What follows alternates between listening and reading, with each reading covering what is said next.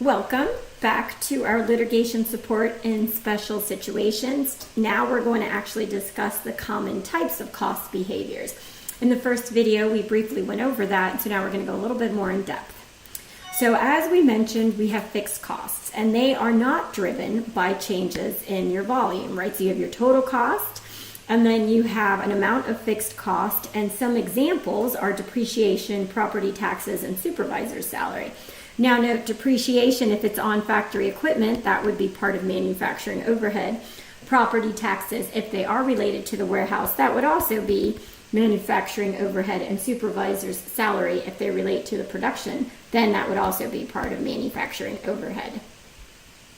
So variable costs, now this does change proportionately with the volume of activity. So here you have B as being the slope of the line, where X is the measure of volume. What you really need to worry about here is the variable costs, right? So variable costs are usually direct materials, direct labor, and then sales commissions, if you recall, that is a period cost. We talked about direct materials, direct labor, and manufacturing overhead as being product costs.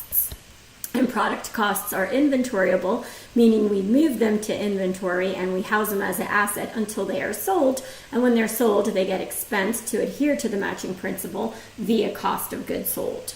Now, since we are talking quite a bit about manufacturing, let me refresh your memory. And we have raw materials, work in process, and finished goods as the three inventory accounts for a manufacturer.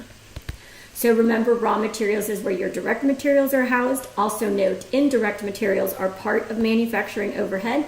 Work in process is, especially if you're using job costing, right? Everything is moved over into work in process to show the accumulation of all the costs for that job. Mostly direct materials, direct labor, and manufacturing overhead.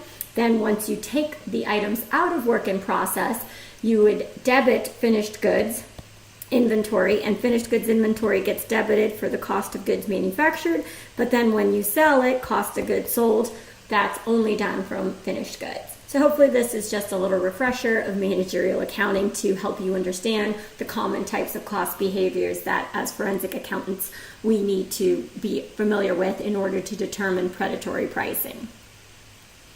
So mixed costs have an element of both fixed and variable costs. They are harder to decipher because you basically would have some types of lease agreements or some types of utility costs that basically have $100, let's say, for the first X number of wattage, and then the wattage increases going on. So you have that fixed component and that variable component.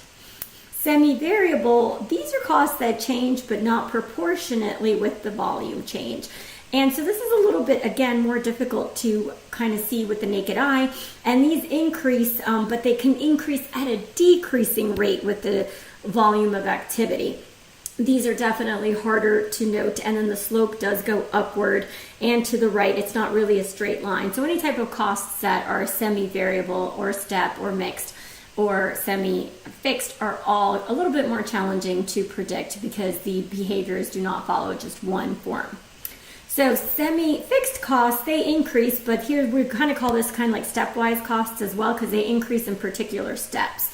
And these are also known as set function costs. Mostly we call them step costs in industry. And then some argue that these fixed costs are step function costs, but they're over the long run. Since we are actually trying to estimate damages over the long run, then we would want to understand these semi-fixed costs to ensure that we're properly estimating the costs going forward. And that concludes our video lecture for common types of cost behaviors as they relate to litigation support.